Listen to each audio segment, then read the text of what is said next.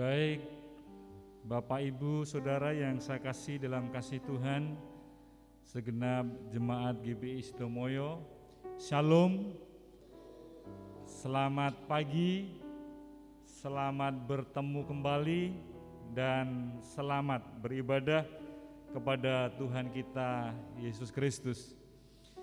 Bersyukur kepada Tuhan karena pada pagi hari ini saya dan saudara diberi kesempatan oleh Tuhan untuk datang beribadah kepadanya.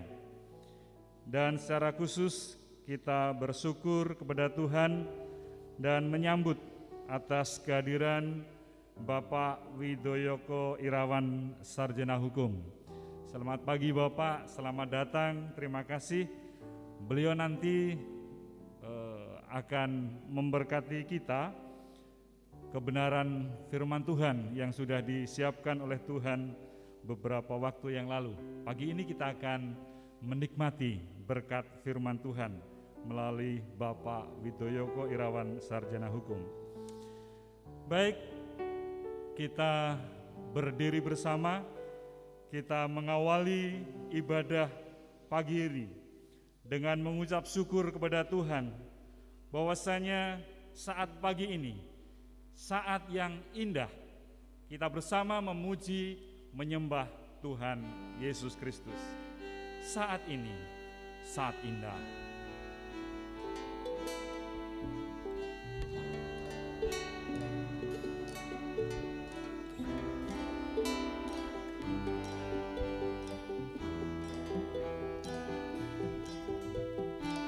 Pastikan hadirat Tuhan hadir dan kita rasakan. Haleluya. Saat ini, saat indah, ku memuji dan menyembah hadirat-Mu. Ku rasakan saat ku sembahkan.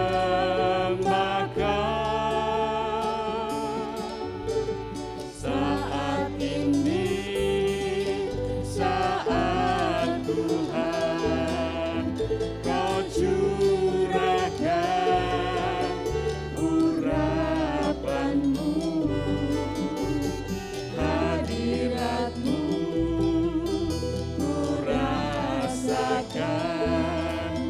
Saat ku sembahkan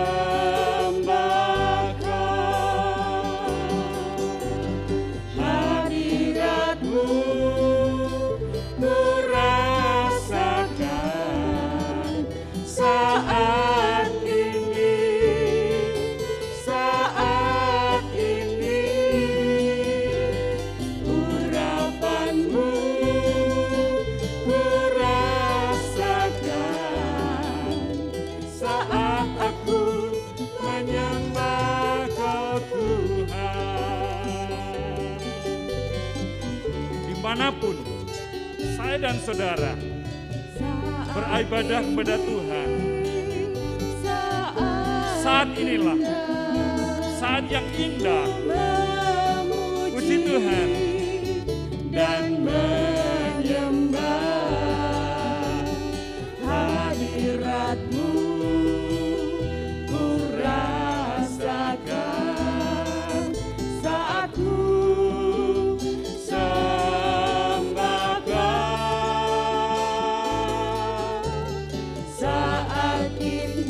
Haleluya. Saat inilah Tuhan mencurahkan urapan-Nya yang luar biasa. Hadirat Tuhan hadir. Hadirat Tuhan kita rasakan bersama. Oh, terima kasih Tuhan Yesus. Haleluya. Hadirat-Mu kami rasakan, ku rasakan saat ini.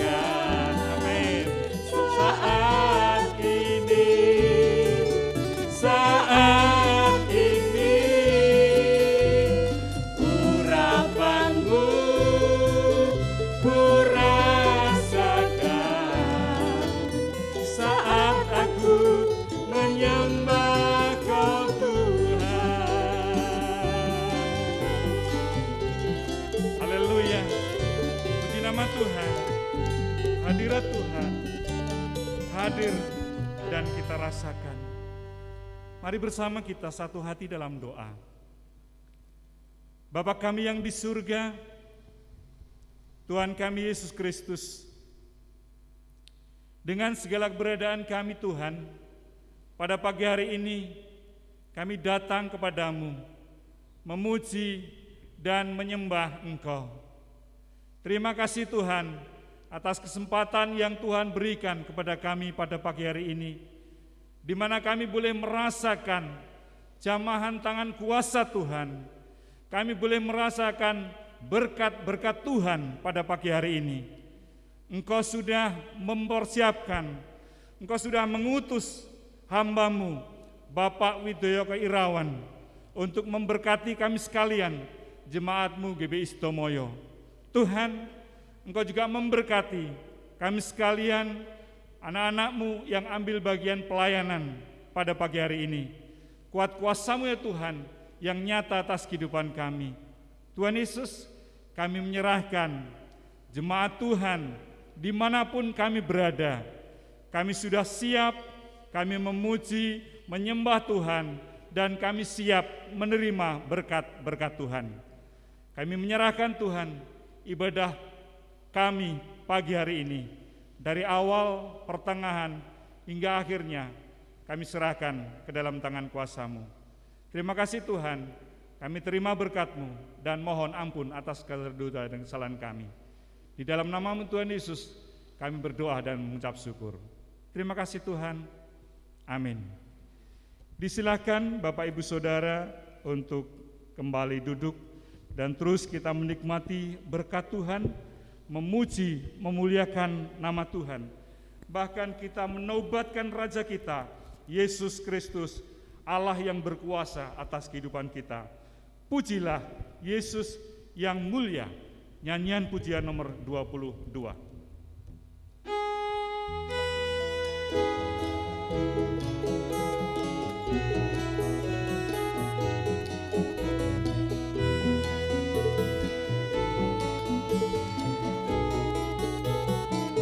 Penuh sukacita, mari kita nyatakan.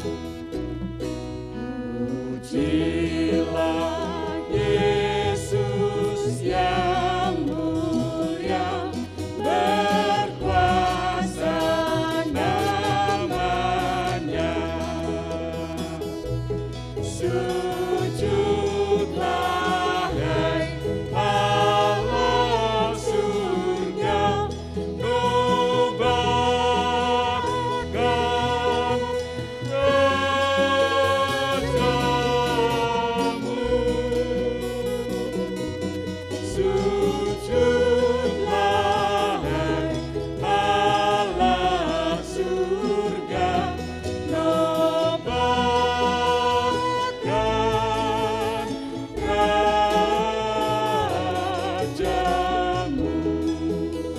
bangsa kudus, hai bangsa kudus, miliknya tebusan darahnya. Anugerah Allah, pujilah, nobatkan Rajamu.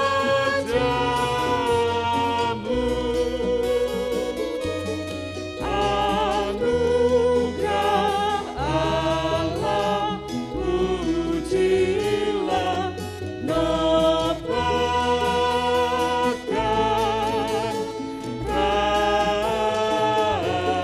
Rajamu.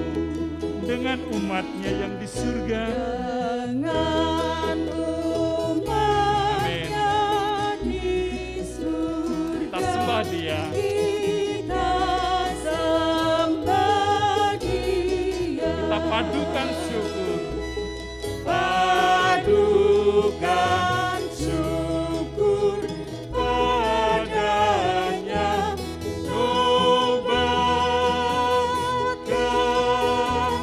Rajamu.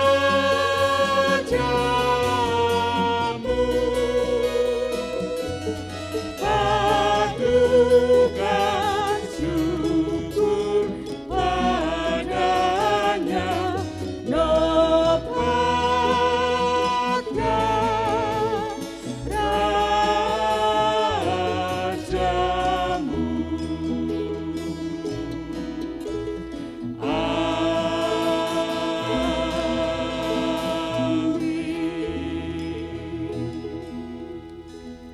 Bapak Ibu Saudara yang saya kasih dalam kasih Tuhan, minggu ini adalah minggu terakhir.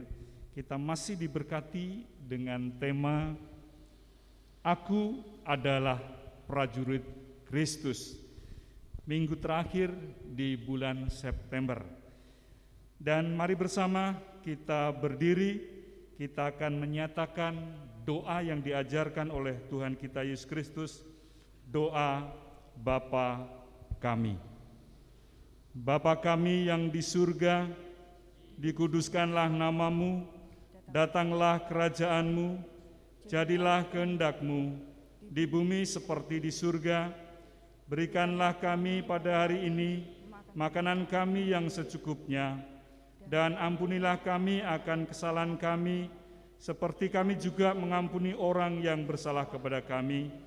Dan janganlah membawa kami ke dalam pencobaan, tetapi lepaskanlah kami daripada yang jahat, karena Engkaulah yang mempunyai kerajaan dan kuasa dan kemuliaan sampai selama-lamanya. Amin. Disilahkan duduk kembali.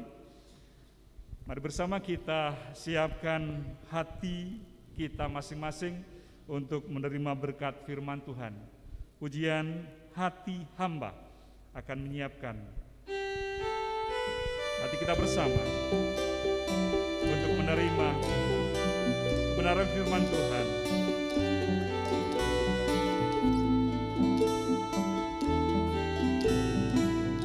Kebaikan Tuhan, mari kita nikmati bersama dan terus kita ingat bahkan pengorbanan Tuhan yang mulia.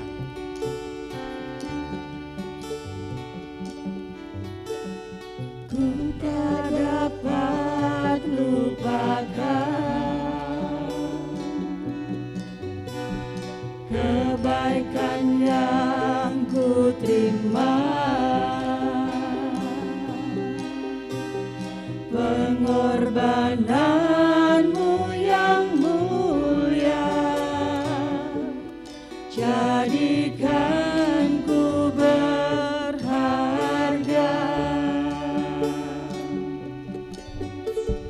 Kau tulus menerima aku apa adanya, kekuatan kasih-Mu nyata, memulihkan hidupku. Kau bukan Tuhan yang melihat rupa, Kau bukan Tuhan yang memandang harta. Hati hamba yang selalu Kau cari,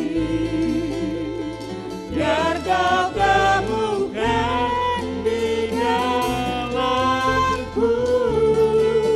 Selama ku hidup, ku mau menyembah-Mu, sebab Engkau sangat berarti bagiku.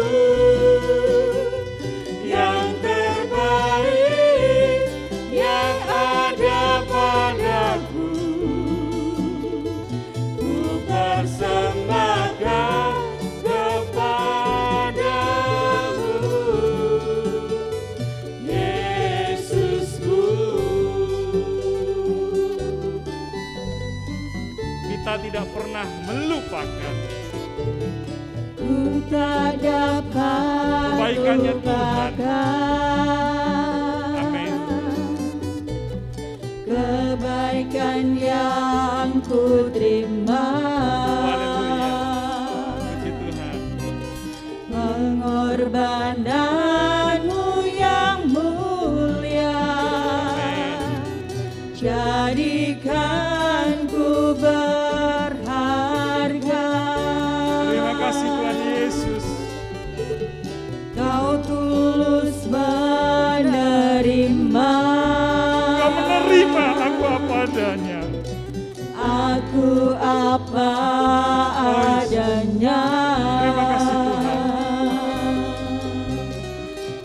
kekuatan kasih-Mu nyata. Terima kasih Tuhan. Memulihkan Oh Tuhan, terima kasih Yesus. Engkau bukan Tuhan Kau bukan yang melihat rupa. yang melihat Terima kasih Tuhan. Kau bukan Tuhan yang memandang harta. Hati hamba yang selalu Kau cari, biar Kau temukan di dalamku, Dalam diri kami masing-masing. Terima kasih Tuhan Yesus. Sebab Engkau sangat berarti bagiku. Yang terbaik yang ada padaku, ku persembahkan kepadamu. Kau bukan Tuhan yang mengenal upah. Kau bukan Tuhan yang memandang harta. Hati hamba yang selalu Kau cari, biar Kau temukan di dalamku. Selama ku hidup, ku mau menyembah-Mu, sebab Engkau sangat berarti bagiku. Yang terbaik yang ada padaku, ku persembahkan kepadamu, Yesusku. Bapak Widoyoko Irawan SH disilakan.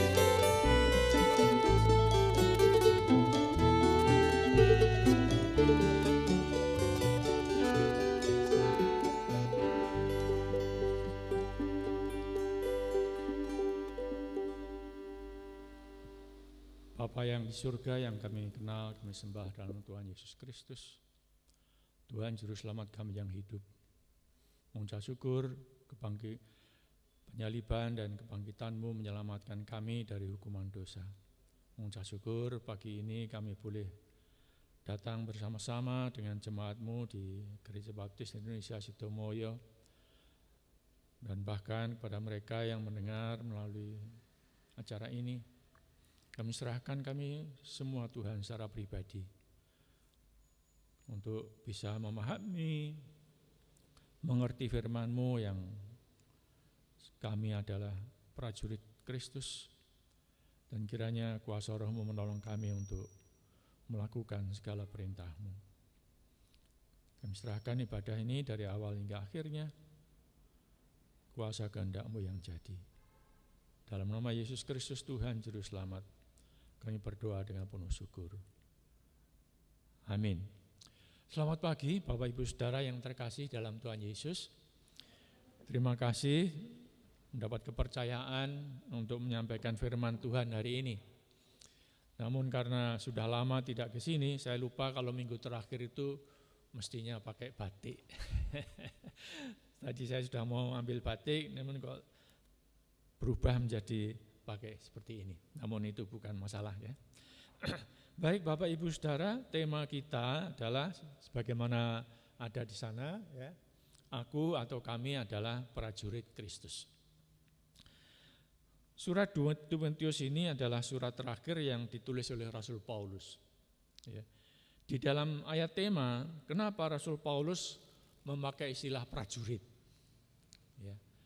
Kalau prajurit itu ya kaitannya dengan perang gitu ya, perang. Nah memang saudara-saudara, Rasul Paulus itu menganggap bahwa pada hakikatnya pelayanan pengabaran Injil, pelayanan, semua pekerjaan Tuhan adalah suatu peperangan. Nah tentunya bukan perang seperti hanya waktu kita memperjuangkan kemerdekaan ya. Ada yang bawa bambu runcing, ada yang membawa senapan, dan kalau modern sekarang ya pakai bom atom, pakai segala macam senjata. Karena peperangan kita adalah peperangan rohani. Peperangan antara yang jahat dengan kebaikan, ya. Peperangan antara kebenaran dengan kebatilan, peperangan antara kejujuran dan kebohongan. Ya, artinya semuanya itu dapat dirangkum dalam peperangan antara Yesus dengan iblis. Nah, Bapak Ibu Saudara, ayat yang tema ini saya akan bacakan ya. 2 Timotius 2 ayat 3. Ikutlah menderita sebagai seorang prajurit yang baik dari Kristus. Ya. Kenapa kalimat pertama itu ikutlah menderita sebagai prajurit? Artinya ini mengandung pengertian bahwa setiap orang yang mengaku dirinya atau menyatakan dirinya seorang prajurit itu akan menderita. Waduh, kok awalnya kok sudah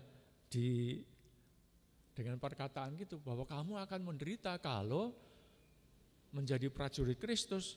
Bahkan tidak hanya mengaku prajurit ya, menjadi percaya kepada Kristus saja itu akan menderita. Nah, saya mencoba memahami itu sehingga saya menemukan yang mungkin berbeda dengan pendapat dengan saudara, bahwa rupanya itu dikaitkan dengan pengalaman Paulus sendiri. Yang menderita atau menjadikan orang lain menderita, baik sebelum percaya ataupun sesudah percaya. Ya. Kita tahu bahwa Rasul Paulus atau yang namanya sebelumnya adalah Saulus, itu adalah orang Farisi yang luar biasa, masih muda. Kegiatannya antara lain yang utama adalah memusuhi orang percaya. Ya. Dan tidak hanya memusuhi dalam arti hatinya bermusuhan, kemudian tidak mau bergaul atau tidak sampai di situ. Namun dia justru melakukan kegiatan bersama pemuda yang lain untuk menangkap mereka yang percaya kepada Kristus, dianiaya, dipenjara, bahkan dibunuh. Ya, seorang martir yang dibunuh Rasul Paulus waktu itu atau namanya Saulus sebelumnya adalah diakon Stefanus. Ya. Dan itu menjadi kegiatan yang membanggakan dirinya, kegiatan yang mengangkat dirinya dihormati, disanjung, dihargai, tidak saja oleh masyarakat Yahudi namun oleh majelis agama, oleh para pemimpin agama. Ya.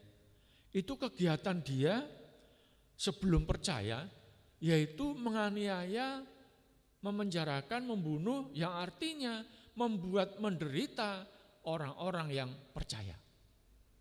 Ya, itu kegiatannya.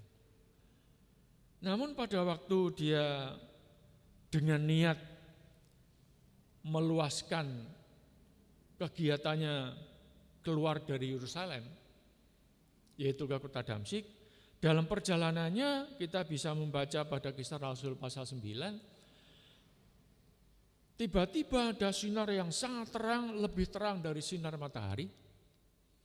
Dia tersungkur jatuh dan pada waktu membuka matanya, rupanya dia menjadi buta. Ya, menjadi buta. Dia tidak makan 3 hari, menjadi buta juga 3 hari. Dan sesudah itu, atau pada waktu itu dia bertanya, Tuhan berbicara kepadanya pada Kisah Rasul 9, ayat yang ketiga, dalam perjalanan ke Damsyik ketika ia sudah dekat kota itu, tiba-tiba cahaya memancar dari langit mengelilingi dia. Ia rebah ke tanah dan kedengaran olehnya suatu suara yang berkata, Saulus, Saulus, mengapa engkau menganiaya kamu? Jawab Saulus, siapakah engkau Tuhan? akulah Yesus yang kau aniaya. Ya. Jadi Yesus pada waktu berbicara bahwa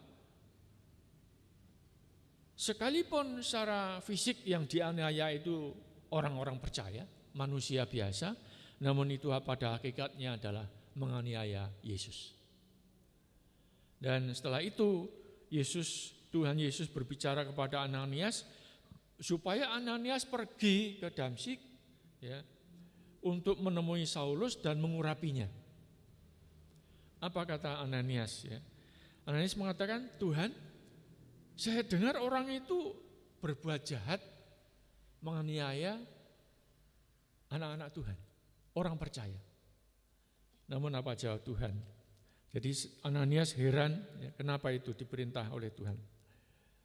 Tetapi firman Tuhan kepadanya ayat 15, pergilah sebab orang ini adalah alat pilihan bagiku untuk memberitakan namaku kepada bangsa-bangsa lain serta raja-raja dan orang-orang Israel. Aku sendiri akan menunjukkan kepadanya betapa banyak penderitaan yang harus ia tanggung oleh karena namaku. Ya. Jadi Tuhan waktu Ananias heran mengapa Saulus yang pekerjaannya, kegiatannya menganiaya orang percaya itu, diminta untuk dia mengurapinya, diminta dia menemuinya. Namun Tuhan jelas mengatakan, dia pilihanku. Ya, dia pilihanku untuk memberitakan Injil tidak saja kepada orang-orang di Yerusalem, tidak saja kepada orang-orang Yahudi, namun kepada banyak orang. Bahkan bukan orang Yahudi, bahkan istana. Dan kita tahu setelah itu semua terjadi. Nah, setelah dia percaya kepada Yesus dan dipanggil untuk melayaninya, maka dia melakukan berbagai kegiatan penginjilan dan di setiap dia datang ke kota-kota tertentu, dia dianiaya. Ya. Dipenjara, dicambuk, ya. Disiksa. Dalam perjalanannya kapalnya karam. Di dalam kegiatannya dia juga pernah digigit ular berbisa. Dan berbagai hal yang menjadikan sesungguhnya dia itu menderita. Seperti halnya dia, Saulus waktu itu menjadikan orang percaya menderita. Atas dasar ini saya berpikir bahwa wajar kalau Paulus mengirim surat kepada Timotius sebagai anak rohaninya itu, ikutlah menderita. Artinya kepada Timotius yang masih muda itu jangan sampai dia kaget, loh mengikut Yesus kok ternyata menderita. Loh ikut Yesus kok ternyata dianiaya. Loh mengikut Yesus kok ternyata diancam untuk dibunuh. Loh mengikut Yesus kok rumahnya dilempari batu. Loh mengikut Yesus kok gerejanya dibakar. Ya. Karena masih muda, Rasul Paulus ingin menguatkan tekad dan hati Timotius supaya jangan kendor, tetap bersemangat, berkobar semangatnya untuk melayani Tuhan. Sekalipun harus menderita. Ya. Sekalipun harus menderita. Dan Rasul Paulus tidak hanya mengingatkan itu kepada Timotius saja, namun kepada kita, banyak orang di antara kita. Ya. 2 Timotius 3, ya, ayat 10. Tetapi engkau telah mengikuti ajaranku, cara hidupku, pendirianku, imanku, kesabaranku, kasihku, dan ketekunanku. Engkau telah ikut menderita penganiayaan dan sengsara seperti yang telah kuderita di Antiokhia, Ikonium dan Listra. Semua penganiayaan itu kuderita dan Tuhan telah melepaskan aku daripadanya. Memang setiap orang yang mau hidup beribadah di dalam Kristus Yesus akan menderita aniaya. Ya. Jadi Bapak Ibu Saudara, memang surat ini ditujukan kepada Timotius untuk mengingatkan bahwa siapa yang beribadah kepada Kristus, siapa yang percaya kepada Yesus, siapa yang mengaku menjadi murid Tuhan Yesus akan mendapatkan aniaya. Jadi Bapak Ibu Saudara, kita sekalian ini sudah tahu bahwa Rasul Paulus melalui suratnya kepada Timotius mengingatkan bahwa kamu kalau ikut Yesus akan mengalami aniaya. Ya. Jadi kalau saudara dan saya tetap ikut Yesus dan teraniaya, ya salah dhewe. Wong wis dielingke kok isih setia kepada Kristus. Artinya saudara-saudara, kita harus siap menerima itu karena sudah diingatkan. Karena sudah diperingatkan. Karena sudah dinasihatkan. Karena sudah diberitakan. Karena sudah diajarkan bahwa siapa yang beribadah kepada Kristus Yesus akan memperoleh aniaya. Ya. Jadi jangan heran kalau kita sekarang pun sekalipun tidak seberat Rasul Paulus mengalami aniaya, ya kita akan mengalami. Ya. Apakah mungkin justru dimulai dari orang terdekat, keluarga? Ada satu anggota keluarga percaya pada Kristus justru dikucilkan, diusir dari rumah, tidak diakui sebagai anggota keluarga lagi. Ya. Belum lagi yang diancam rumahnya mau dibakar. Setiap kali ada pertemuan dibubarkan. Ya. Penerimaan pegawai juga dibatasi. Apalagi karier. Ya. Saya pernah mengalami 7 tahun tidak naik pangkat. Bagi saya tidak masalah. Toh gaji saya cukup untuk hidup. Ya. Namun Tuhan tahu itu. Kemudian 4 tahun terakhir sebelum merger Bank Bumi Daya, Bank Bapindo, Bank Dagang dan Bank Ese merger jadi Bank Mandiri itu, 4 tahun sebelum itu saya naik pangkat 3 kali. Dan mestinya sudah diusulkan kembali untuk naik pangkat sebelum waktunya merger. Ya. Jadi Bapak Ibu Saudara, Rasul Paulus mengingatkan kepada Timotius, ikutlah menderita. Ya, ikutlah menderita. Dan tidak hanya itu saja Bapak Ibu Saudara. Tidak hanya peringatan Rasul Paulus itu saja yang menjadikan kita mengetahui bahwa mengikut Kristus itu akan mengalami aniaya. Coba kita buka di dalam surat Roma pasal yang ke-8. Roma 8 ayat yang ke-17. Begini bunyinya. Dan jika kita adalah anak, maka kita juga adalah ahli waris. Maksudnya orang-orang yang berhak menerima janji-janji Allah, yang akan menerimanya bersama-sama dengan Kristus, yaitu jika kita menderita bersama-sama dengan Dia, supaya kita juga dipermuliakan bersama dengan Dia. Ya. Jadi kita disebut anak, dan setiap anak itu pasti punya hak waris atas harta orang tuanya. Nah, kita disebut anak-anak Allah. Oleh karena itu, kita memiliki hak waris atas janji-janji Tuhan, baik mulai Abraham dan seterusnya. Semua janji yang kita bisa baca dalam Perjanjian Lama, itu semua kita akan mewarisi melalui Kristus. Namun juga kita mewarisi penderitaannya. Ya. Nah, kalau kita tidak mau menderita, apakah kita bisa disebut menolak warisan? Kalau menolak warisan itu artinya juga menolak sebagai ahli waris. Ya.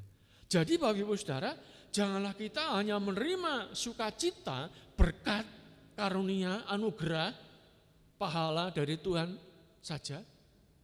Namun kita juga harus menerima penderitaan yang dialami Yesus Kristus, yang dialami oleh para rasul, yang dialami oleh para martir, yang dialami oleh para pengikut Tuhan, yang dialami oleh para penginjil, yang dialami oleh para hamba Tuhan dari dahulu sampai hari ini dan sampai akhir zaman. Kita harus menerima juga. Ya, hal seperti ini diadopsi dalam ilmu hukum bahwa siapa yang mewarisi warisan orang tuanya, termasuk mewarisi hutangnya. Jadi jangan hanya kalau jadi ahli waris orang tua itu hanya mewarisi kekayaannya, utangnya ya diwarisi, kudu melu bayar. Artinya ikut menderita. Gitu ya. Nah, itu semua dialami Rasul Paulus, diingatkan kepada Timotius dan kepada kita sekarang. Tetapi saudara-saudara, Rasul Paulus merasakan suatu hal yang luar biasa.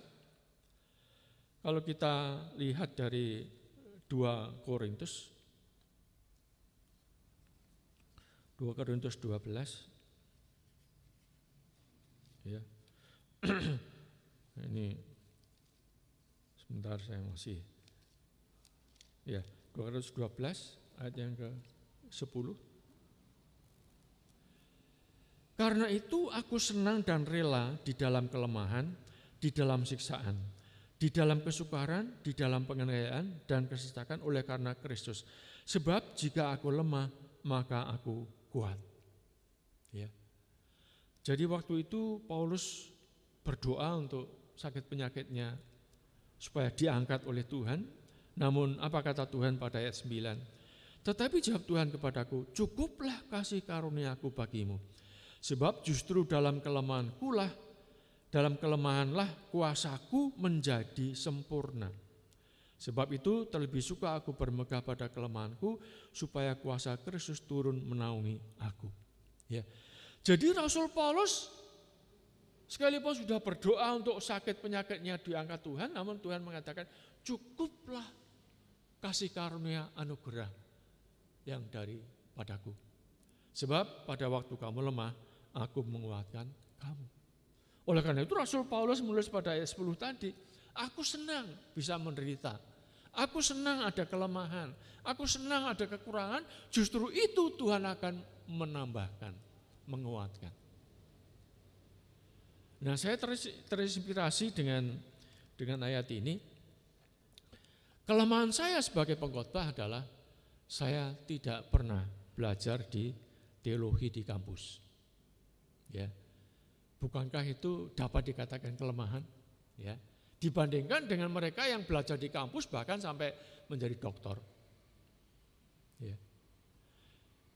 Kelemahan kedua adalah saya gaptek. Oleh karena itu kemana-mana saya khotbah tidak pernah ada tayangan. Ya, tidak pernah, cuma oral saja, lisan saja. Ya, kelemahannya. Kelemahan saya seperti itu.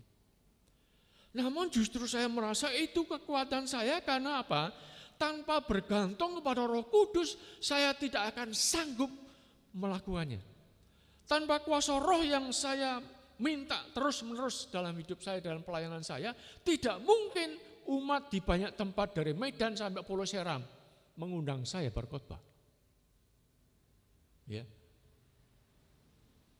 Ya Medan, ya Bengkulu, ya Lampung, Palembang, seluruh Jawa, Bali, Kupang, Ambon sampai Pulau Seram, saya pernah melayani Tuhan.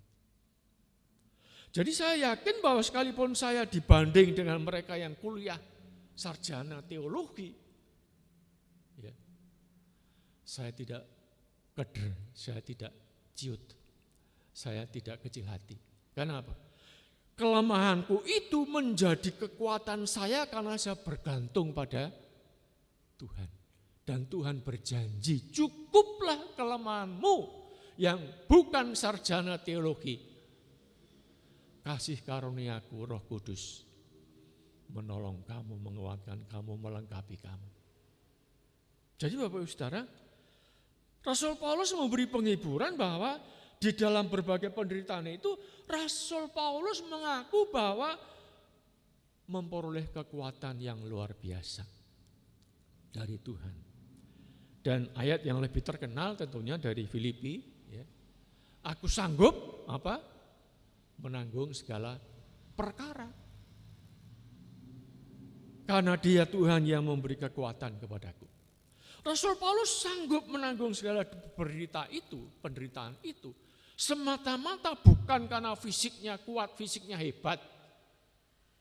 Bukan karena semata-mata tekadnya itu luar biasa.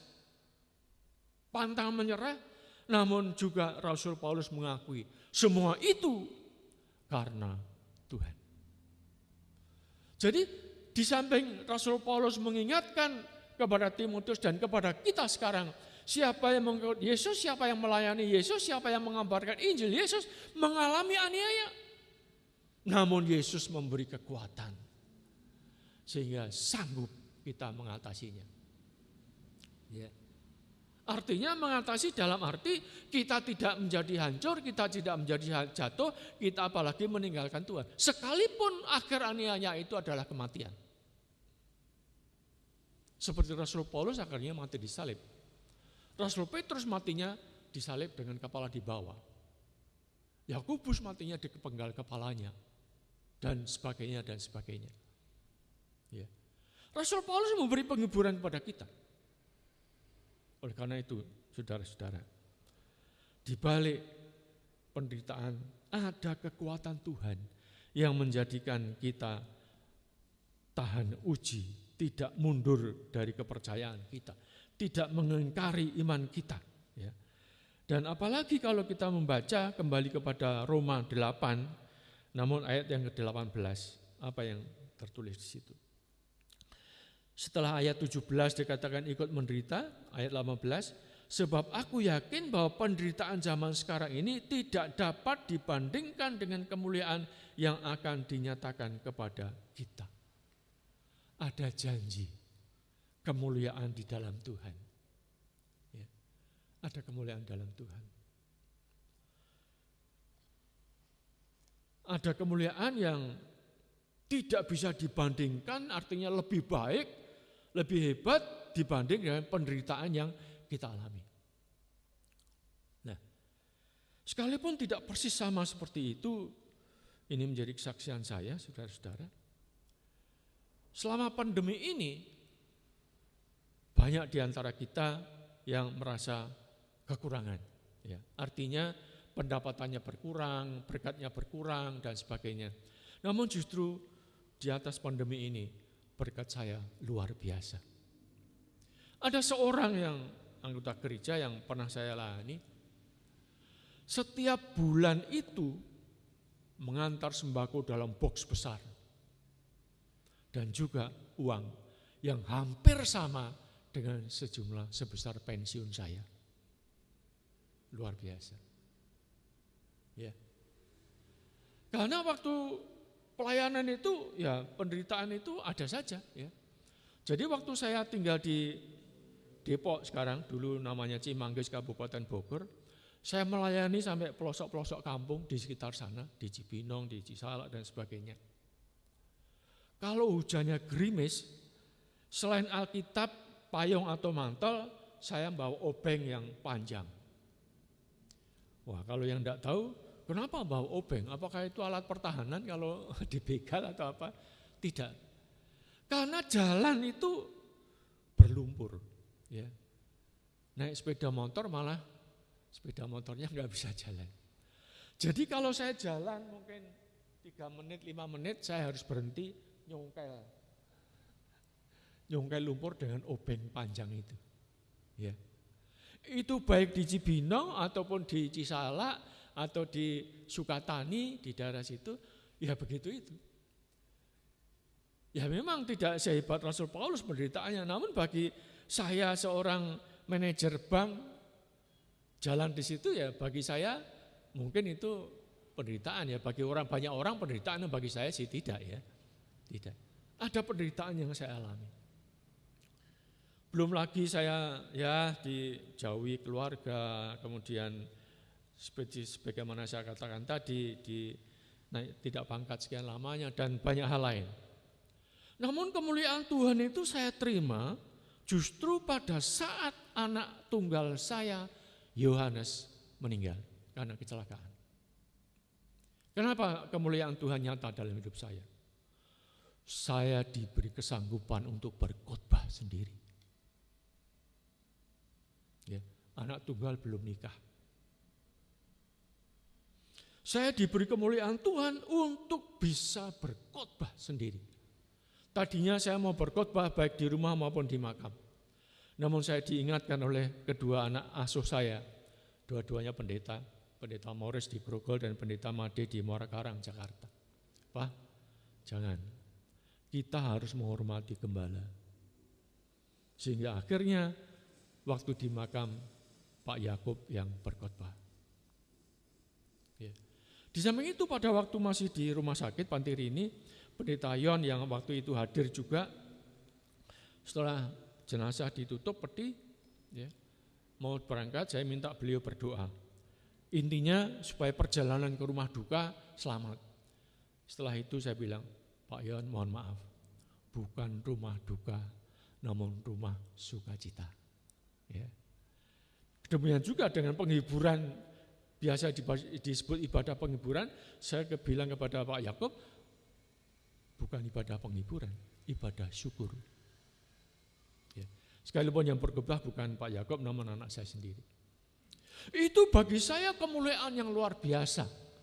Karena pada saat itu saya bisa menyaksikan siapa Yesus yang hidup dalam diri saya. Siapa Yesus yang saya layani. Banyak orang yang anggota keluarganya, apalagi kalau anak tunggal meninggal, wah tangisan sampai berhari-hari. Bahkan ada juga orang yang sampai linglung karena ditinggal orang kekasih. Itu kemuliaan yang saya terima luar biasa. Tidak kepada setiap orang Tuhan memberi kemuliaan seperti itu. Namun saya mengalaminya. Dan setelah Rasul Paulus mengingatkan dan kepada Timotius dan juga ada janji kemuliaan, janji kekuatan. Lalu ada kalimat bahwa sebagai prajurit yang baik dari Kristus. Nah, prajurit yang baik itu pertama-tama adalah misalnya adalah taat. Taat kepada negaranya, taat kepada komandannya. Ya. Bahkan ada juga sekalipun komandannya memerintah yang salah, karena itu komandan ya diikuti gitu ya. Taat kepada komandannya, taat kepada atasannya. Dan kita sebagai prajurit Kristus siapa? Komandan kita, Yesus. Artinya, Timotius dalam penderitaan itu harus tetap taat kepada Tuhan. Apapun yang diperintahkan, apapun yang dialami, apapun yang harus dilakukan. Harus taat. Ya. Kepada Yosua Tuhan mengatakan, jikalau kamu tidak menyimpang ke kanan atau ke kiri dari firman itu, setiap tanah yang kamu pijak itu akan menjadi milikmu. Akan menjadi kekuasaanmu. Ya. Musa hanya sekali tidak taat kepada Tuhan. Waktu Tuhan orang Israel kekurangan minum, dia sudah tidak bisa masuk tanah perjanjian. Ya. Hawa dan Adam hanya satu kali tidak taat. Dia sudah kehilangan kemuliaan Allah. Jadi sebagai prajurit yang baik, pertama-tama harus taat. Ya. Yang kedua, harus siap sedia untuk maju berperang, kapan saja. Dengan tidak memikirkan keluarganya. Ayat 4 mungkin itu bisa menolong kita juga. Ya, menolong kita. Dan kepada Timotius pada pasal yang kedua itu dikatakan baik atau tidak baik waktunya, beritakanlah firman Tuhan. Ya, di surat kepada Timotius juga. Artinya setiap saat harus bersedia diperintah Tuhan untuk berbuat apa saja, kapan saja, kemana saja. Itulah hakikat karakter seorang prajurit yang baik. Ya. Dan Bapak Ibu Saudara, sebagaimana tadi saya katakan, Rasul Paulus menganggap hakikatnya pelayanan itu peperangan. Lalu senjata apa yang harus dipakai oleh Timotius di dalam menghadapi musuh-musuh yang tidak kasat mata? Ya. Musuh kita bukan orang yang mengancam kita. Musuh kita bukan orang yang menganiaya kita. Namun kuasa yang ada dalam hati mereka itulah musuh kita. Oleh karena itu Rasul Paulus kepada jemaat Efesus yang juga mengingatkan kita siapa musuh kita sekarang ini di dalam peperangan rohani. Efesus 6 ayat 10 dan seterusnya. Akhirnya hendaklah kamu kuat dalam Tuhan dan di dalam kekuatan kuasanya. Kenakanlah seluruh perlengkapan senjata Allah supaya kamu dapat bertahan melawan tipu muslihat iblis. Karena perjuangan kita bukanlah melawan darah dan daging, tetapi melawan pemerintah-pemerintah, melawan penguasa-penguasa, melawan penghulu-penghulu dunia yang gelap ini, melawan roh-roh jahat di udara. Ya. Jadi yang kita musuhi atau lawan kita ini adalah roh-roh jahat. Ya. Bukan orangnya. Banyak orang penjahat, banyak orang yang berbuat memusuhi kita, sudah mati. Baik dengan karena usia ataupun karena hal yang lain. Namun apakah ancaman itu akan berhenti? Tidak. Ya, tidak berhenti. Karena digantikan orang-orang lain yang dikuasai roh-roh jahat itu. Jadi musuh kita adalah roh jahat, bukan orangnya. Oleh karena itu Tuhan mengatakan juga, doakanlah musuhmu. Balaslah kejahatan dengan kebaikan. Itulah cara kita melawan roh-roh jahat di dunia ini. Dan oleh karena itu, apa kata Rasul Paulus pada surat Efesus, kita lanjutkan, pasal yang ke-6 tadi, ayat yang ke-13. Sebab itu ambillah seluruh perlengkapan senjata Allah supaya kamu dapat mengadakan perlawanan pada hari yang jahat itu dan tetap berdiri sesudah kamu menyelesaikan segala sesuatu. Jadi berdirilah tegap, berikatkan pinggang kebenaran, berbaju sirahkan keadilan. Kakimu berkasutkan kerelaan untuk memberitakan Injil damai sejahtera, dalam segala keadaan pergunakanlah perisai iman. Sebab dengan perisai itu kamu akan dapat memadamkan semua panah api dari jahat.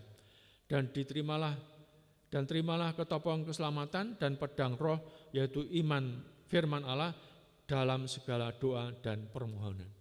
Jadi Bapak Ibu Saudara, Paulus mengingatkan pada Rasul Paulus bahwa sebagai prajurit itu di samping taat dan setiap saat bersedia maju perang, dengan membawa senjata yang berasal dari Allah. Firman Tuhan, doa, kebenaran, keadilan, dan lain sebagainya. Jadi Bapak Ibu Saudara, senjata kita bukan membalas kejahatan dengan kejahatan. Senjata kita bukan menguasai mereka supaya nurut kepada kita.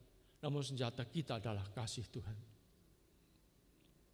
Yang semua ini masuk dalam satu kata, kasih. Jadi diingatkan menderita namun Tuhan menolong, namun diingatkan juga bawalah senjata Allah, senjata rohani.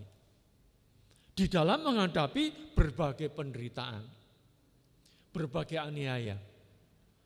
Sekalipun sekali lagi saya katakan, mungkin aniaya itu tidak lewat dari kehidupan kita, bahkan kematian. Namun artinya di dalam berbagai penderitaan itu kita tetap setia kepada Allah. Tidak mundur pantang menyerah. Sekalipun kematian harus kita alami.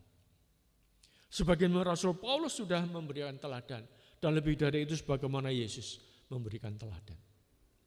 Yesus berdoa di dalam Getsemani, apabila mungkin Tuhan cawan ini berlalu. 3 kali mengucapkan doa itu dengan keringat yang menetes seperti darah. Artinya sungguh-sungguh itu beban yang luar biasa. Namun akhirnya Yesus mengatakan, bukan kehendakku, namun kehendakmu yang jadi. Penyaliban harus terjadi karena itulah rencana Tuhan. Ya. Jadi Bapak Ibu Saudara, kita diingatkan bagaimana kita hidup. Bahwa apa yang dialami Paulus dan Timotius itu masih terjadi sekarang. Sekalipun di antara kita tidak mengalami seberat apa yang dialami Paulus dan para rasul dan juga Timotius. Namun penderitaan itu ada dan terjadi. Namun kita diingatkan, setialah sampai akhir. Aku sanggup menanggung segala perkara karena Dia yang memberi kekuatan kepadaku. Ya. Filipi 3. Ya. Jadi Bapak Ibu Saudara, janganlah berkecil hati. Maksud saya Filipi 4 ayat 13 ya. Aku sanggup menanggung segala perkara. Jadi jangan berkecil hati kalau menanggung penderitaan. Di kantor dikucilkan, naik pangkatnya terlambat, ya. Adakan kegiatan aja diprotes warga, diancam untuk dikeluarkan mungkin, dan berbagai macam penderitaan yang lain. Namun mari kita setia, karena penderitaan yang kita alami tidak sebanding dengan kemuliaan yang akan diterima, yaitu kerajaan surga. Namun sebelum sampai kerajaan surga, kemuliaan-kemuliaan Tuhan akan dinyatakan bagi kita semuanya. Ya masing-masing berbeda, skalanya berbeda, variasinya berbeda, jenisnya, bentuknya berbeda. Namun pada hakikatnya, di dalam berbagai penderitaan Tuhan menguatkan dan memberikan kemuliaan dan berkat. Jadi bagi saudara, mari jangan berkecil hati, setia sampai akhir sekalipun harus teraniaya dan menderita. Di dalam Tuhan kita diberi kemuliaan. Aku sanggup menanggung segala perkara karena Dia Tuhan Yesus yang memberi kekuatan dan memberi kemuliaan. Amin. Mari kita berdoa. Bapa yang di surga, mengucap syukur firman-Mu yang mengingatkan ada penderitaan, ada aniaya. Namun firman-Mu juga menyatakan ada kemuliaan di balik itu semuanya. Tuhan memberi kekuatan di dalam setiap kelemahan. Tuhan memberi kesetiaan di dalam setiap aniaya. Tuhan memberi yang terbaik di dalam keadaan yang tidak baik.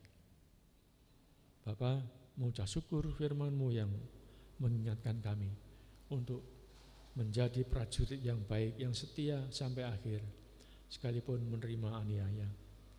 Terima kasih firman-Mu yang mengingatkan bahwa kemuliaan Tuhan menjadi hak kami menerima warisan yang dari Tuhan Yesus Kristus.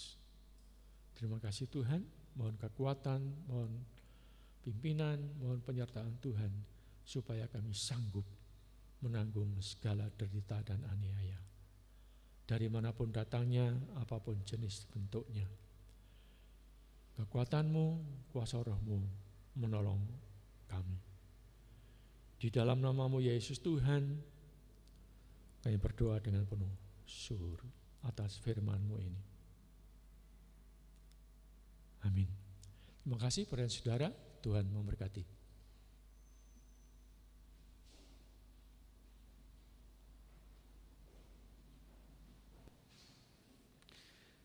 Bersyukur kepada Tuhan karena Tuhan sudah memberkati kita pagi hari ini dengan kebenaran firman-Nya melalui Bapak Widoyoko Irawan SH. Terima kasih pelayanan Bapak Widoyoko, Tuhan memberkati kita sekalian. Baik Bapak Ibu Saudara yang saya kasih dalam kasih Tuhan, mari bersama kita meresponi firman Tuhan dengan pujian hidup ini adalah kesempatan.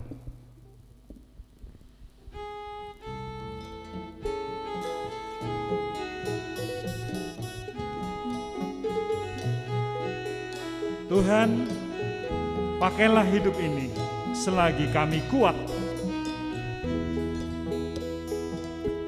Hidup ini adalah kesempatan melayani Tuhan. Hidup ini adalah kesempatan. Hidup ini untuk melayani Tuhan.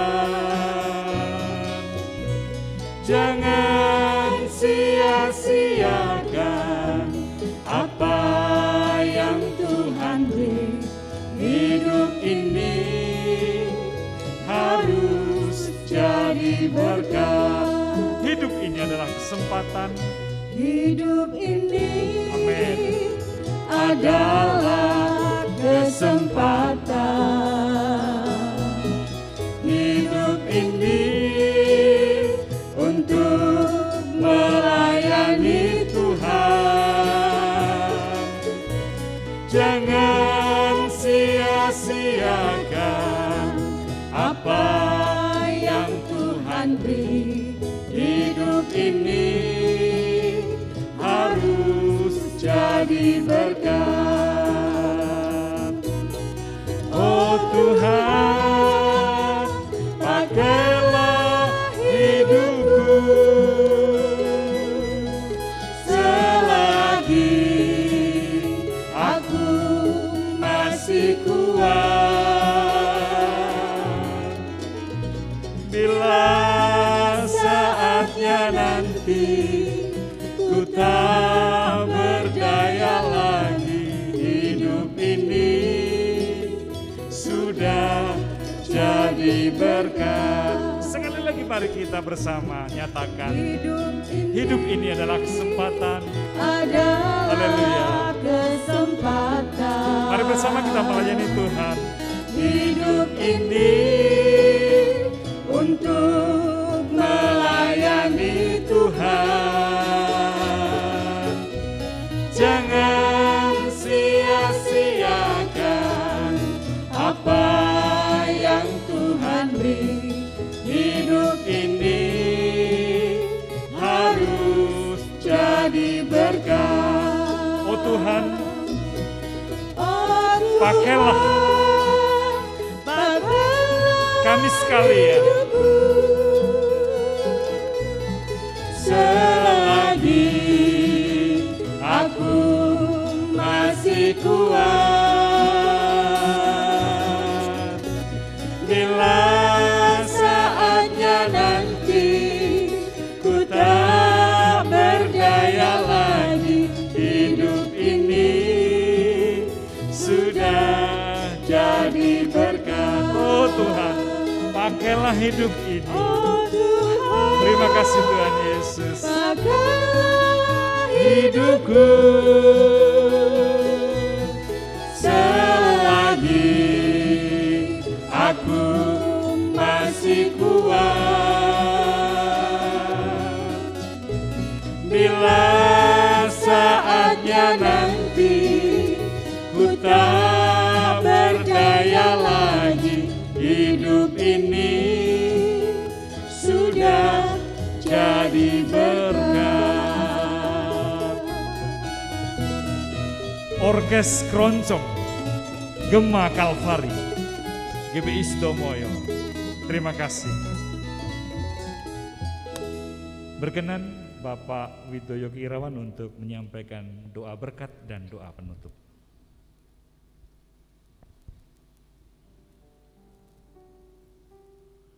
Mari kita bersatu dalam doa.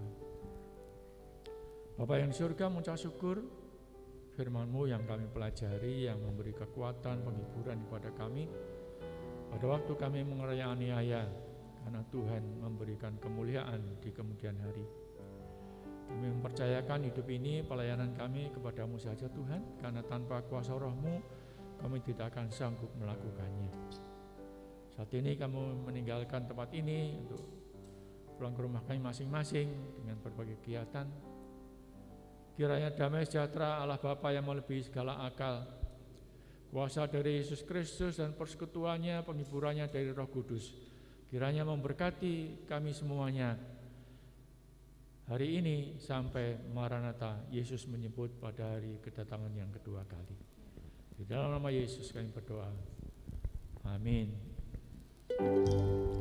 Bagi Dia segala pujian, hormat serta syukur, kekal selamanya.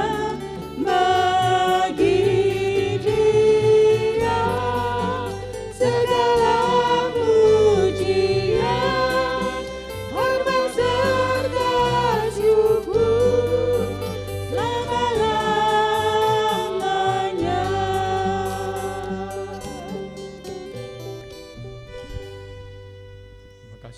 saudara.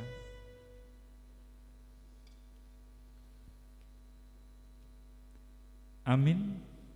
Usai sudah Bapak Ibu Saudara ibadah pagi hari ini. Selamat pagi, selamat berhari Minggu. Tuhan Yesus memberkati.